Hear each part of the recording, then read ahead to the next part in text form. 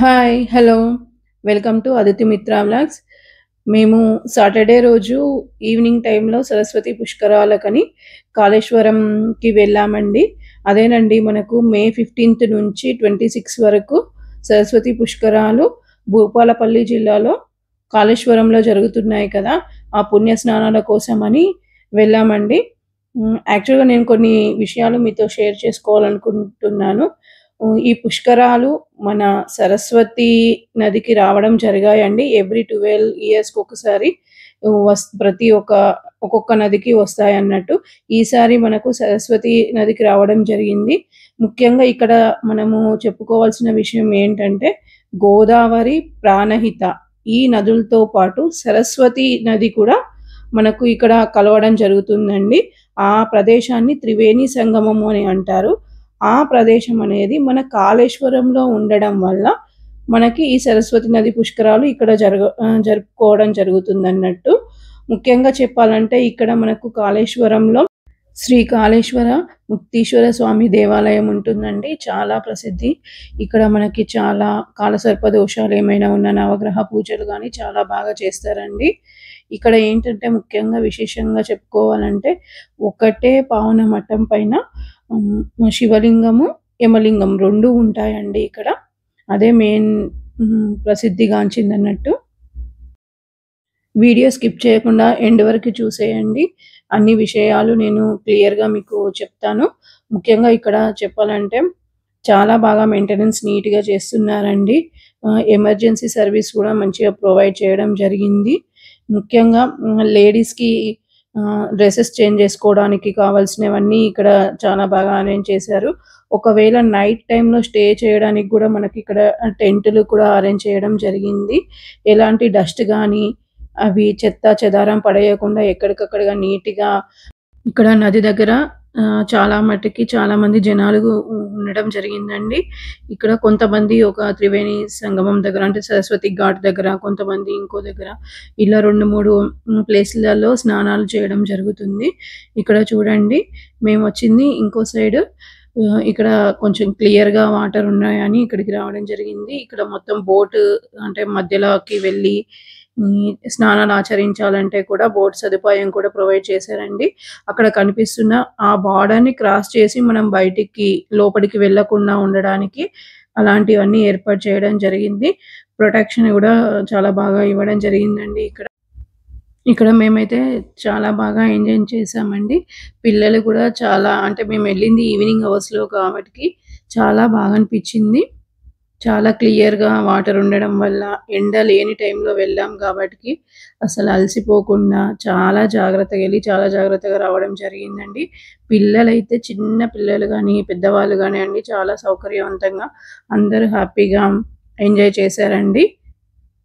ఇలా స్నానాలు చేయడం తర్వాతకి మనకి నది ఒడ్డున చిన్న చిన్న విగ్రహాలు, శివలింగాలు గానియండి, సరస్వతి దేవి గానియండి, ఇలాంటివి చిన్న చిన్న విగ్రహాలు ఉన్నాయండి. ఆ విగ్రహాల దగ్గర మనము నదికి మొక్కుకొని కొబ్బరికాయ, పువ్వులు ఇలా మనము సమర్పించడం జరుగుతుందండి. ఇక్కడ ఒక ముఖ్యమైన విషయం చెప్పాలండి. అదేంటంటే గురుగ్రహం మిథున రాశిలోకి ఎంటర్ అవ్వడంతోనే అంటే ప్రవేశించడం వల్ల సరస్వతి నదికి పుష్కరాలు రావడం జరిగిందంట. మేము అయితే కరీంనగర్ నుంచి మాకు 2½ అవర్స్ నుంచి 3 అవర్స్ మేము వచ్చేసామండి. ఇక్కడ మనకి ఇంకా హైదరాబాద్ నుంచి గానియండి, మిగతా ఆంధ్ర నుంచి గానియండి రావాలంటే ట్రైన్ ఫెసిలిటీ ఉంటుంది కదండీ! అది వరంగల్ వరకు ఉంటుంది. అక్కడి నుంచి ఇంకా మనం భూపాలపల్లి డిస్ట్రిక్ట్‌కి కూడా మనకు కార్ గాని, వెహికల్స్ గాని ఉంటాయండి. తీసుకొని వెళ్ళొచ్చు. విలేజ్‌కి ఎంటర్ అవ్వడంతోనే మనకి లోపలికి వెహికల్స్ ఏం అలో చేయరండి. పార్కింగ్ ప్లేస్‌లో వెహికల్స్ పెట్టేసుకొని అక్కడి నుంచి ఘాట్ వరకి కొంచెం డిస్టెన్స్ ఉంటుంది. అది నడవాల్సి ఉంటుంది. లేకపోతే ఆటోస్ అయినా కూడా మనము తీసుకొని వెళ్ళొచ్చు. స్నానాలు ఆచరించిన తర్వాత ఏంటంటే మనము నదికి మొక్కాలి కదండీ! అందులో భాగంగా ఈ విధంగా మనము దీపాలతోని ఆ దీపాలు 365 వత్తులు అలా మనం వెలిగించి నదికి నమస్కరించుకోవాలండి. అవి మనకక్కడ నది దగ్గరలోనే మనకు కొంతమంది చిన్న చిన్న షాప్‌లాగా పెట్టేసుకొని మనకు అమ్మడం జరుగుతుంది. ప్రతిరోజు సాయంత్రం సమయంలో ఈ విధంగా మనకు ఇక్కడ చూస్తున్నట్టుగా సరస్వతి నవరత్నమాల హారతి అనేది నిర్వహించబడుతుందండి. ఇది ఈవినింగ్ అవర్స్‌లోనే జరుగుతుందండి. ప్రతిరోజు 6:30 నుంచి 7:30 గంటల సమయంలో నదికి హారతి ఇవ్వడం జరుగుతుంది. ఈ మంచి కార్యక్రమాన్ని చూడాలంటే చాలా బాగా అనిపించిందండి. ఈవినింగ్ అవర్స్‌లో ఎవరైనా వెళ్ళదలుచుకుంటే ప్లాన్ చేసుకోండి. దీన్ని అంటే ఈ హారతిని కూడా మనము దగ్గరుండి చూసిన వాళ్ళమైతం చాలా బాగా, చాలా పీస్‌ఫుల్‌గా చాలా బాగా అనిపించిందండి. ఓన్లీ కాళేశ్వరంకి వెళ్తే సరస్వతి పుష్కరాలకే ఓన్లీ దర్శనాన్ని చేసుకోవడమే కాకుండా అంటే స్నానాలు ఆచరించి దర్శనం చేసుకోకుండా ఈవినింగ్ వరకు ఉండి ఈ ఈ ప్రదర్శనని కూడా చూస్తే చాలా పీస్‌ఫుల్‌గా ఉంటుందండి మైండ్. చాలా బాగా ఏడుగురు ఉన్నారని అంటే మనకు నదిలో ఏవైతే పేర్లున్నాయో ఒక్కొక్కరికి ఒక్కొక్క నది పేరు పెట్టేసి గంగా, యమున, సరస్వతి, ప్రాణహిత ఇలాంటి ఒక్కొక్కరికి 7గురికి పేర్లిచ్చేసి ఆ ఒక్కొక్కరు ఈ విధంగా నదికి మరియు సరస్వతి విగ్రహాన్ని గూడా మనకు 15th రోజునే స్థాపించడం జరిగిందండి. 10 అడుగుల సరస్వతి విగ్రహాన్ని పెట్టడం జరిగింది.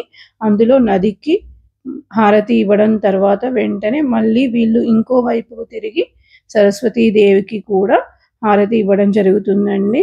ఒక్క గంట టైంలోనే చాలా పీస్‌ఫుల్‌గా చాలా మంచిగా అనిపించిందండి. ఈవినింగ్ అవర్స్‌లో అక్కడికి రీచ్ అయ్యేలాగా వెళ్తే ఈ దృశ్యాలని మనం చూడడానికి ఆస్కారం ఉంటుందండి. మార్నింగ్ టైంలో అయితే కొంచెం రద్దీగా ఉంటుంది. ప్లస్ అంత వేడికి కూడా తట్టుకోలేము కదా! కొంచెం ఇబ్బందికరంగా ఉండవచ్చు. బట్ ఈవినింగ్ టైంలో వెళ్తే చాలా బాగా వీక్షించొచ్చు. చాలా పీస్‌ఫుల్‌గా ఉంటుంది.